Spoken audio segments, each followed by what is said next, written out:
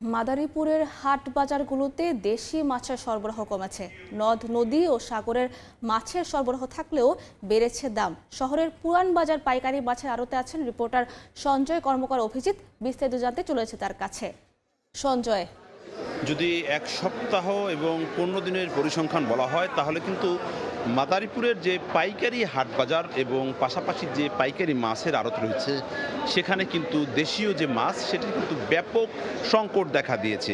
অর্থাৎ আমরা কথা বলেছিলাম এখানকার যে আড়তদার সমিতির লোকজন রয়েছে তাদের সাথে কথা বলেছিলাম, বিশেষ করে যে নদ নদীর যে মাছ সেই মাছের কিন্তু যে সংকট সেটি কিন্তু কিছুতেই কাটছে না। সেক্ষেত্রে পাইকাররা বলছেন যে কারেন্ট জাল ব্যবহার করার কারণেই কিন্তু এই যে দেশীয় যে মাছ সেটি কিন্তু বিলুপ্তের পথে এবং অন্যান্য মাছ বিশেষ করে কুয়াকাটা থেকে বেশ কিছু সাগরের মাছ আসে, সেই মাছের কিন্তু ব্যাপক দাম বৃদ্ধি পেয়েছে। অর্থাৎ 1000 টাকার উপরে সব ধরনের কিন্তু এই মাছের দাম বলে আমাদেরকে জানানো হয়েছে।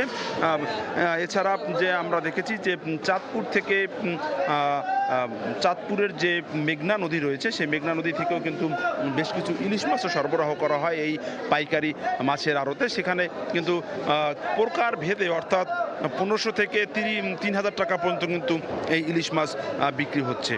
সব কিছু আসলে এই যে ঊর্ধ্ব দামের মাছের যে ঊর্ধ্ব দাম বৃদ্ধি হচ্ছে সেক্ষেত্রে ক্রেতারা কিন্তু ক্ষুব্ধ।